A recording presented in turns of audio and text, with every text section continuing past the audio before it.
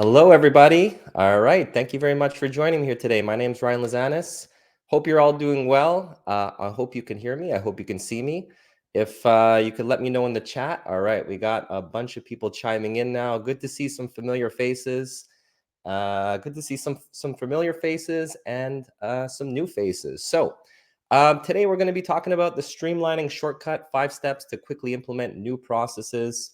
And I'm going to excuse me for my voice. I might be on the verge of losing it, and just been trying to get over some cold in our family for the past week and a half now. So I'm sure we'll make it through. But looking forward to this today. We have a pretty brief presentation. I want to leave some time at the end for Q&A if anyone has questions. But ultimately, what I want to go over today is how we can actually implement process in your firm. What's the process to implement processes in your firm so that we can have a smooth, streamlined operation in place?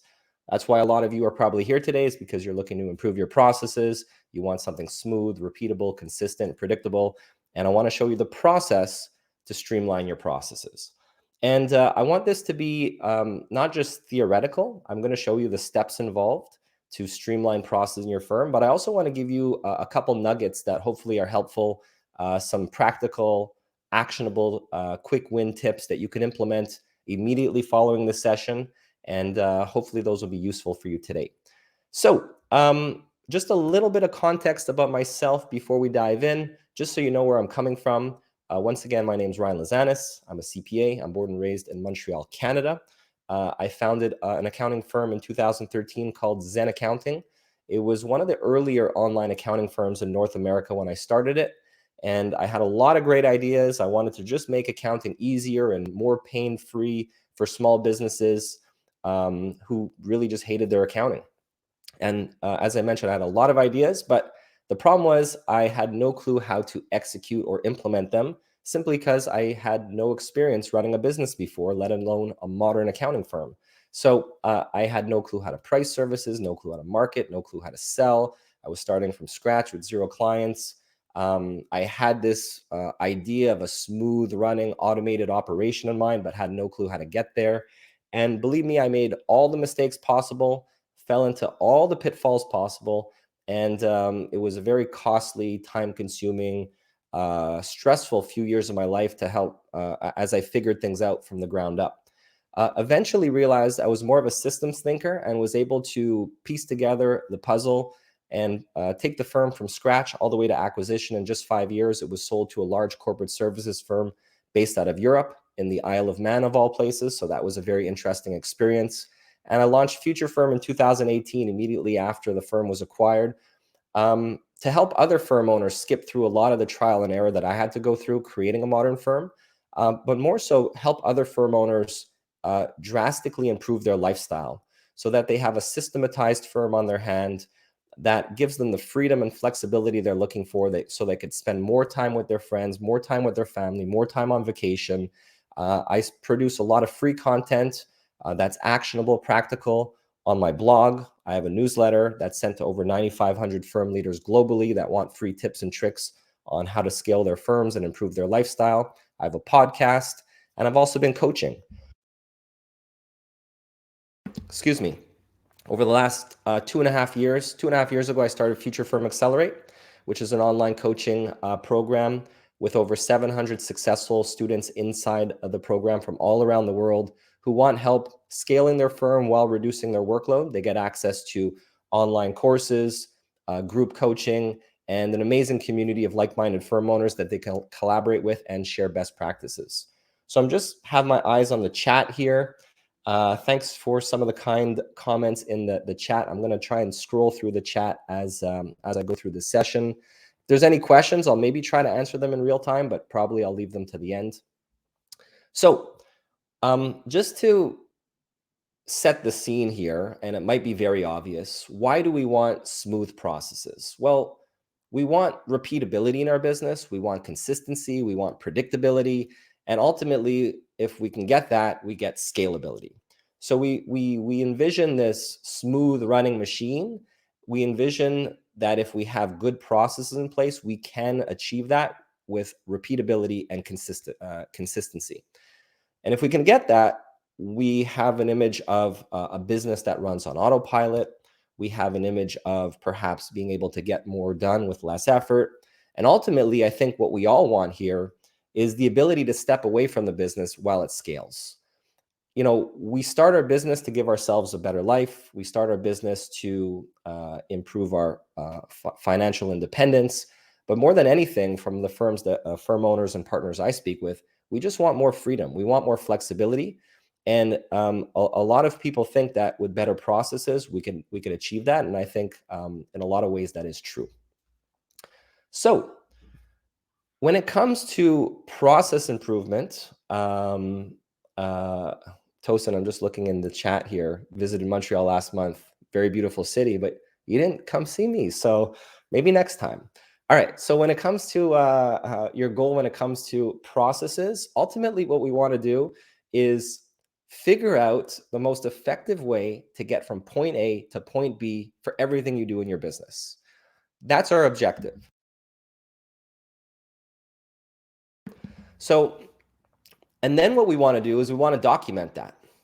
And there's a few reasons for why we want to document this. The main reason is because it sets us up for delegation. Without documented processes, it's very hard to delegate. We can delegate work, but it's more time consuming to train other people how to do that task. And if that team member eventually leaves, then we're back at square one and we have to retrain someone from the ground up. But when we have documented processes in place, it's much easier to show those processes to someone else, much easier to delegate the work, and then that puts us in a position to save a lot more time. So your firm has a lot of processes.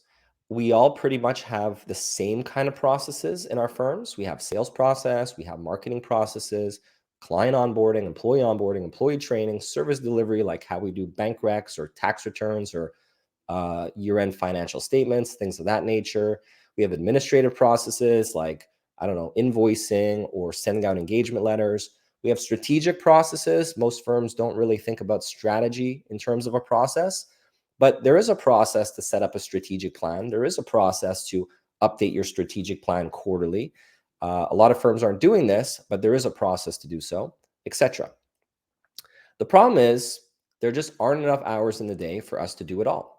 Many of you are very busy dealing with clients, dealing with marketing and sales calls, and helping out your team or hiring or managing. There's a lot of things on your plate. And even though process improvement might be something that you always have in mind, that you want to get better at in your firm, we just simply usually don't have the bandwidth to make much headway in that area. So what I want to show you today is just a very simple 5-step process that's going to help you streamline processes in your firm and see results quickly. So some of these steps might be obvious, but some of these steps, I think there's going to be some tidbits in here that you maybe haven't considered. And there's a couple things that I think you'll be able to swipe in here as well. And ultimately, I just want to see you make more headway when it comes to improving processes in your firm so that it doesn't always get pushed back to the back burner.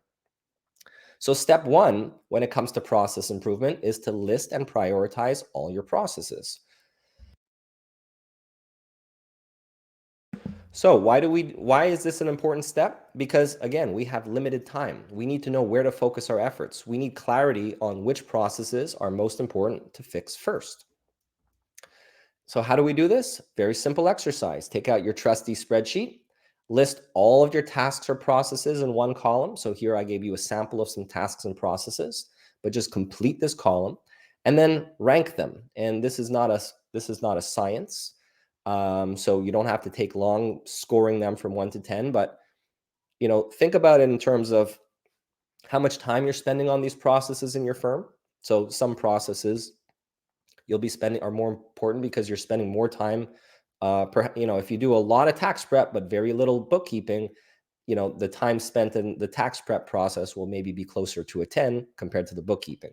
Pain level, how painful is the process currently? So if you have a client onboarding process where clients are churning after the first month or two because they're not happy with how you've onboarded them, pain level might be very high. And level of importance. So just score those, and then in the last column, you'll get an average score. And that's how we're going to determine what we should be working on first. So I encounter a lot of firms that are confused about where to focus their energy. This is just a very simple exercise to help you determine what we need to be updating or improving. The next step is every month we're going to develop a rhythm, a routine to choose 1 to 3 processes to update or implement each and every month. So what I want to see is some kind of compounding effect where we're carving time out in your calendar, and we're carving time out on your calendar to make improvements in this area month in, month out. And some months you will have more capacity than others, but really I want this to be I want there to be a cadence or a rhythm that you develop, so that we are making headway each and every month when it comes to process improvement. And you might not see much of an impact in month 1 or month 2, but over a series of months, this will compound and you're going to start to see some good results. So how do we do this? I said step 2 is about choosing 1 to 3 processes to update every single month. We're going to use capacity planning as a tool to ensure that you're not biting off more than you can chew, because as I mentioned, you're very, very busy. You can't do it all. So to determine what's feasible and what's not feasible, here's a very simple capacity planning exercise that you could utilize to just determine what you're able to take on in a given month and what you're not able to take on. So when I ran my firm, I ran it from day 1 without timesheets. I'm not here to advocate one way or other what you should be doing in your firm, but I use capacity planning as an exercise to determine what I could take on and what I couldn't take on. And simply what we're doing here is we are treating this like a budget or a cash flow forecast, but instead of dollars, we're going to be utilizing hours. We're going to be forecasting our hours. So in the left-hand column, you're going to see all the tasks that you and your team have on your plate. You're going to assign a time estimate to all of these tasks. You're going to have total hours required to deliver these tasks over the coming months. Excuse me. And I like to do this on a rolling monthly forecast, let's say, over the course of 12 months. And you're simply going to compare your available capacity. So let's say you only want to work 30 hours a week. Extrapolate that to your monthly available capacity and compare your available capacity to the total hours required. And you're going to see where you are over or under capacity. So that's going to allow you to not only determine who to hire, but where you can slot in like strategic improvements in your business so that, again, you're not biting off more than you can chew. And yeah, this is a fantastic tool. This is the #1 tool I ran my firm on, and I don't know how I would be able to do it without it. But this is a very simple exercise. This is the simplest I could show you. There's more sophisticated ways to doing this. So once we understand what we want to be updating in terms of your processes, once we understand our priorities and what we're able to take on, now it's time to document them. And again, documented processes lead to delegation, lead to time saved. So how do we document your processes? Well, we have Google Docs, we have Word, we have whatever you need to document your complete process step by step from start to finish. There's a bunch of apps out there that can help. I haven't personally used this, but there's a number of people in our Future Firm Accelerate community that swear by Tango. I've used similar apps like Scribe, where you can just simply, I think it's a Chrome extension, where it's going to record your screen as you work through a process. And it's going to not only automatically document the process, but include screenshots in there as well. This works better for some types of processes compared to others. But this is an app you might want to check out. But let's face it, process documentation is the absolute worst. I haven't met anyone that enjoys this, let alone any firm owners or partners out there. So yeah, it's one of the worst things, and it's one of the reasons why it simply never gets done in most firms and gets pushed to the back burner, is because it's just a painful thing to go through. But I want to show a couple shortcuts. Okay, so here's an obvious shortcut. Loom is one of my most favorite apps, and instead of documenting a process, a good middle ground here is, and if you don't have time for it, is to just record a Loom video. It's a free app, up to 5-minute Loom videos, but the paid version is well worth it. And it's just recording your screen with a little video of you at the bottom of the screen, walking through how to get something done.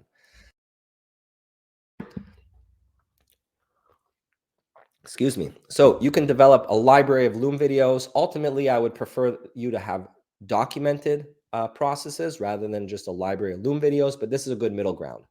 You could take it one step further. You could automate the documentation with Loom and ChatGPT. So you'd record a Loom video and you would verbalize your steps. So here's me recording a Loom video of how to generate a P&L statement. So very simple process just for example purposes. And then you get a transcript. And this idea is not something that came from me. It's something that came from my community. But so I don't want to take credit for it, but you will get a transcript where you can copy that transcript and then paste it into ChatGPT. And this would be the prompt that I would use. I want to create a standard operating procedure on how to generate a profit and loss report in my accounting firm. I recorded a video and pasted the transcript below. Create a step-by-step process by only using the steps based on the following transcript. And then you put the Loom transcript. And then this is what you get as the output, which I think looks pretty cool. And I'm glad you like that, Neo. So yeah, I think this looks pretty cool. I mean, there's not much else you need to do here. I gave you a very overly simplified process. Would that work just as well for more complex processes? That's for you to discover. But I think it would save you a lot of time. So I'm happy to see some of the comments here, and I had a feeling that you all would like that. All right, but I'm going to give you, this is the biggest shortcut, okay? And I think this is the one thing that I would maybe drive home today is, should you be doing this? Should you be the one actually improving this part of the business? And I'm going to say more times than not, no. And I think you should have people that actually are involved in this part of the business. So shortcut 3 is hire operational help. The reason is you're too busy. You're too busy to, there's all these little tips and tricks I've given you that could help condense the amount of time it takes to improve your processes, but it's still going to take you time. You still got to update it. You still got to be on top of it. I just never see this side of the business for most firms up to date, truthfully, when the owner is the one managing it. It's a very heavy task, truthfully, and you don't love doing it. So Nancy, I'm going to show you how you hire these people. I'm going to show you a couple options, and if you have questions after, I run other sessions about how to attract good talent, but here's a couple options that you might not have considered to help you with the process side of your business. So one is a virtual assistant. I never had this in my firm. There's a lot of things I would have done differently if I was running my firm today, truthfully. There's a lot of things that I was holding on to that I probably shouldn't have been holding on to. And I think every firm should have a VA. Every firm should have a virtual assistant. There's just so many things that you can delegate to them. Right now, I think there's 11 full-time people on my team, and 4 or 5 of them are VAs. I'm very happy with them. I have offshored the most work, so I'm a big proponent of the Philippines. You don't have to offshore. There's a few reasons why I do offshore, but what VAs are able to do here is turn your instructions into documented processes. So if you just want to record Loom videos and shoot that to your VA, they'll document the process for you. Of course, we have ChatGPT that could help, but in some instances, a VA might be more suitable. Plus, a VA is able to take on more administrative work as well. This is a tool this is a job board that I use, onlinejobs.ph. I sometimes debate whether I share this or not, but yeah, I mean, this is where everybody's at, to be honest with you. So there's a lot of good talent. There's a lot of there's a lot of talent that you can source on this job board. So that's a good one if you're looking at offshoring. 2, hire a fractional online business manager. So you might not have heard about this, but there's a certification called OBM, Online Business Manager. And over a year ago, when I wasn't ready for a full-time person on the operations side of things, I hired a fractional OBM. It's like a fractional COO, let's say. They're going to not just manage your processes, they're going to manage projects, they're going to manage your people, your team, your operations. And this is a good middle ground. Obviously, they're a little bit more expensive, but there's a directory and you can actually search through them. I'm just looking at some of the comments here. I don't know if there's any questions for me. But yeah, if there's any questions for me, I don't know if the best place to ask the questions. I'm trying to monitor the chat at the same time as I deliver this. But OBM is a good middle ground if you need someone a little bit higher level, but you don't need someone full time. There's also the certified director of operations, so DOO directory at the ops authority. I think you have to place an ad to they operate a little bit more like a recruitment agency, truthfully, but this is a resource you can go to as well. And then ultimately hire a full-time director of operations. At a certain point, every firm needs this, and I see very few firms with this. I had one of these individuals on my firm when I was just around 5 people on the team.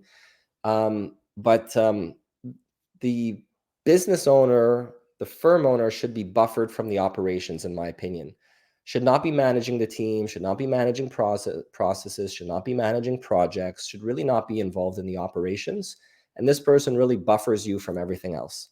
I think this was one of the keys to my success in my firm. And I have a full-time director of operations at the moment. And I would highly recommend this. It does come at a short-term hit on your profits, but it does come at a short-term hit on your profits, but I think long-term it's well worth it. I see some questions coming in. For security, how are you able to background check from different options you presented? So it depends what you're looking to do a background check on, I guess.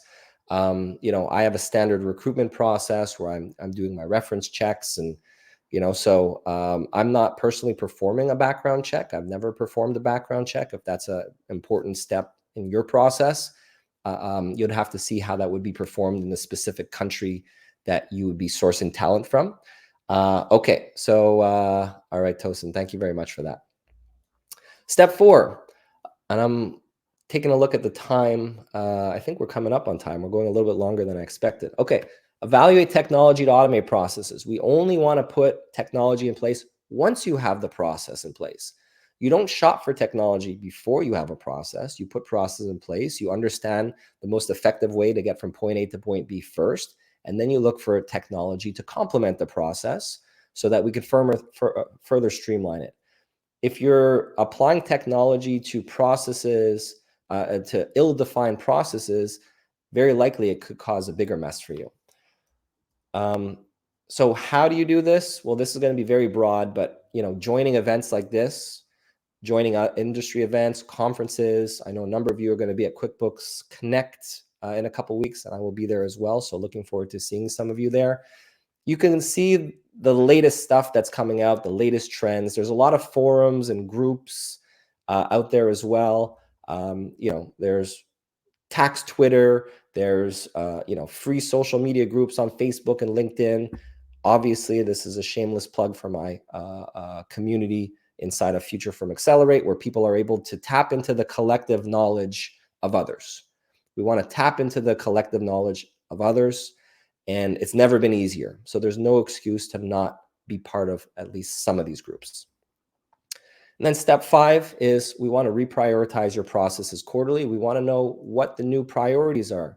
We want to make sure that you're spending your time on high impact processes as priorities change. Remember, we want to develop a rhythm or a cadence for updating your processes every month. We need to know what processes are the new priorities as time evolves. So we just go through this ranking process once again to re-rank and rescore your priorities. So a word of warning about your processes. Processes alone aren't going to make your business run smoothly. They're not the solution to systematization. They're not this is the easiest reflex I see a lot of firms coming to me for help with is they're overwhelmed, or they're very busy, or they're not sure how to get to the same next level. And they fall back on, I need more automation. I need more better processes. Ultimately, that's just one part of the equation and I deliver entire sessions just on this very topic of why people are so busy and the solution to becoming less busy in your firm, the solution to systematizing. So I'm not sure how I'm going to condense it into the 2 minutes that are remaining here. But ultimately, there's a number of pieces in the puzzle that we have to have in place that are pretty big levers to running a smooth, systematized operation. The first lever is really making sure that we're standardizing what you do, so you're not doing a million different things for a million different types of people. That just means you're going to have a million different types of processes. On the other end of the spectrum, if you had like a specific thing that you offer to a very specific set of people, and I'm not arguing that you should go to that extreme, then you only really need like one specific set of processes, and it makes it much easier to manage in your firm. So the first step really to a smooth running firm, if that's what's important to you, is the standardization of what you do and ensuring that we're charging the appropriate margin, so we're not doing too much for too little and spreading ourselves and our team so thin with just busy work. I don't really want to run through the rest, to be honest with you, but we want to make sure that we have good deal flow coming in. We want to make sure that we're engaged in capacity planning so that we're eliminating overwork. We want to make sure we have a team of A players in place. We want to make sure that we have easy to follow processes. So these 6 things that I'm showing you are the 6 things required to run a smooth running firm. Easy to follow processes backed by technology is just one part of the equation. So if you just focus on the process component and you expect to have a smooth, systematized firm, it's not going to happen. We need the other things in place as well. Then the last thing is making sure we have focused action towards your ideal lifestyle, so that we have some kind of game plan. We understand the game plan so that we are eliminating shiny object syndrome. Because there's a lot of things that I showed you today, or a couple things I showed you today, which maybe got you excited. But is that what you actually should be focusing on right now? Maybe yes, maybe no. Your game plan should dictate that. So we don't want you jumping around from shiny object to shiny object. So what I showed you today is really the process for process improvement. This is an integral part of a smooth running, systematized firm, but it's not the only part. Recommended resources. If you like some of the tips I gave you today, I have a lot of practical stuff on my newsletter. It's 9,500 readers on it. futurefirm.co/newsletter. I send a twice weekly email, tips, tricks, content to help you grow your firm. And Future Firm Accelerate, again, this is my shameless plug, but I'll get to the Q&A in a moment. But if you need a little bit more help, if you're looking to level up your firm so that you're working less, it's a membership program. You get coaching, get online courses, self-paced online courses. You join our amazing community. Lots of great results that I'm very, very proud of, but we won't go through those today. And if you have any questions for me, I have not been monitoring the chat for the last few minutes, but if anyone has questions for me, I'm more than happy to answer them. Shoot me an email, ryan@futurefirm.co. And I'm going to look at the questions tab here. You're very welcome, Carrie. And you are welcome as well. All right. I'm happy that you signed up for the newsletter. It's futurefirm.co/newsletter. I'm happy that this is the most upvoted question as well, by the way. Okay. I'm just looking at these comments here. Answered. Okay. As it relates to strategic planning, are you an advocate of an established process like EOS? What does your process for strategic planning look like today? That's a good question. So I've read EOS several times, and I think there's a lot of rigidity to it, and I don't necessarily subscribe to that rigidity, but I do like the overall concept, which has really helped me in my career, really helped me across 2 businesses. And the concept that I like is, and maybe they don't specifically talk about it in EOS, but there's a reverse engineering process where you really start with the end in mind. So my approach to strategic planning, which factors into all decision, so my approach is I start with the end in mind. What do I want my ideal life to look? What do I want my ideal life to look like? How much money do I want to make to be happy? How many hours I want to be working per week? How much time off do I want to take off per year? So I get clear on what my vision of happiness is. And then I want to reverse engineer that into what I need to do with my business in the next year to put me on that path. What are the 3 to 5 broad goals that I need to hit to put me onto that pathway to hitting my ideal life? And then I want to reverse engineer that into what are the 3 to 5 priorities that I need to hit in the next 90 days that's going to put me on track for that 1-year plan. So it's a reverse engineering process loosely based on EOS.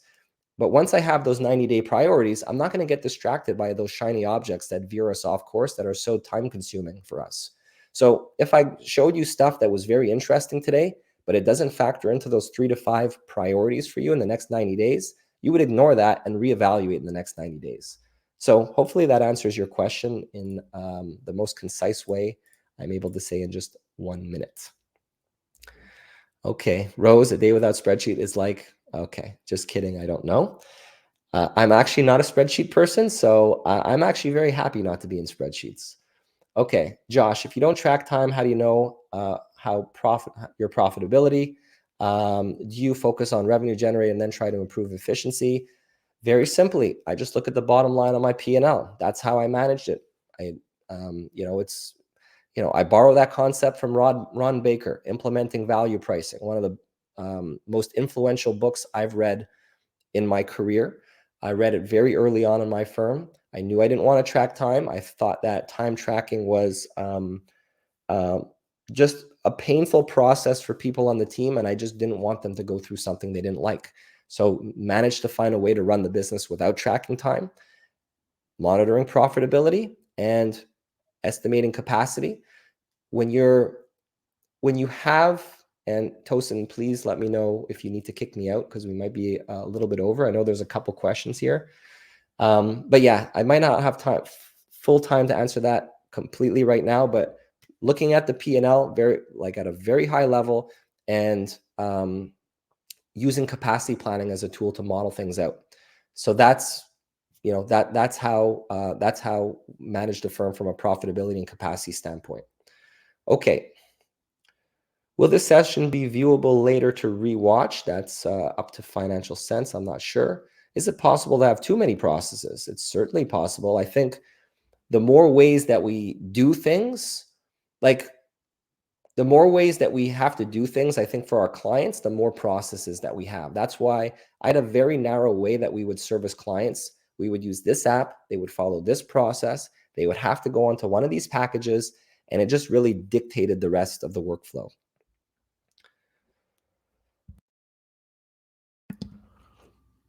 All right. How much time should be invested in this weekly? That's a very good question. I think it's going to depend on the processes that we want to improve, but I'm a big believer of just carving out a little bit of time every single week, and you're going to get a compounding effect. So even an hour a week is going to compound. So you don't need much time to see a difference. Even 30 minutes a week. All right. We're often asked to write out or update an SOP, but going from 1 month to the next is never implemented due to time until last minute when the client needs to be moved to a new accountant. Any advice? We just need to carve out time on our calendar. 30 minutes a week, an hour a week, whatever it is, 30 minutes a day, 15 minutes a day. Just put that on your calendar, time block it, and you're going to see improvements over time. It's not going to happen overnight. Is there a way to use AI to document process tracking? Very likely. There's a couple apps that I mentioned here. I'm not sure if they're using AI or not, but there's the AI app for everything these days, so I'm sure there's one that exists. Kevin asks, what specific skill set should they have? So I'm not sure who you're referring to there, Kevin, but if it's for a VA or a DOO or COO, if you can let me know. Where does compensation start for a good operations manager or director of operations? So I want more of a director of operations, truthfully. It depends where you're sourcing from. Offshore could be anywhere from several thousand per month. Onshore could be, 15,000 a month. So it really depends where you're sourcing from. Can we get spreadsheets that you presented? Carla, is this Carla or, okay, that's Kelly. How do you get spreadsheets you presented? You could shoot me an email and you could let me know what spreadsheet you like. Shoot me an email and I'll see if I have any of those available to send off. Okay, Carla, how do you make the capacity work for multiple staff? So what I showed you was a simplified capacity planning exercise. Again, it very, very simplified, but what I showed you was for one individual. copy that, put it below. That would be individual number 2, individual number 3, and then just summarize everything, and you'd get over under capacity at firm-wide level. But you could build more sophisticated spreadsheets for a pivot tables and stuff. I believe Financial Sense has some of this capabilities available as well. I'm not sure the depth of it, but I know Financial Sense actually has some capacity planning functionality. I believe if it doesn't do exactly what you need, you might be able to export some of that stuff and play around with it. But some of the basic functionality is actually in Financial Sense. So there you go, a little plug for Financial Sense. Okay. How much time do we have left here? Let me know if I'm happy to keep going. Okay. For operations manager, Kevin, what specific skill set should they have? So there's a difference between a manager and a leader. Director of operations I see as more as a leader. For a manager, you're going to want someone that's going to be basically, someone that's good with people, someone that's able to follow directions, someone that has an eye for efficiency and is systems oriented. So those are the types of things that I would look for in an operations manager. Beth asks, okay, so I'm going out of order in the questions here, so I'm probably driving Tosin crazy here, but Samantha, for someone new, I think it's a little difficult to delegate. What do you recommend? For someone new, I think it's a little difficult to delegate. What would you recommend?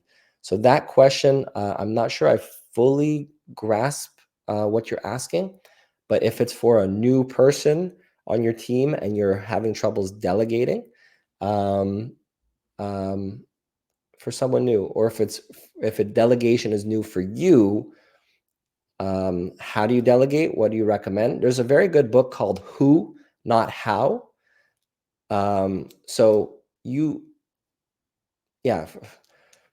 Okay, let me back up. For someone new, it's a little difficult to delegate. What do you recommend? If you are having troubles delegating, I think simply putting in place written procedures like we talked about today is going to help you get over that. If that's not really what you're asking, then maybe clarify in the questions here. Shouldn't the goal for the owners to be getting out of production into management/oversight? This is a very good question, Josh. I think the goal for owners, so it's going to depend on where you get the most fulfillment in your business. If you like production, then stay in production, because we want you to be doing the stuff you like doing. Most firm owners I know don't like production. They want to pull themselves out. But most firm owners I know also don't like managing the operations. They like the strategy. They like the growth side of it, perhaps the sales or marketing.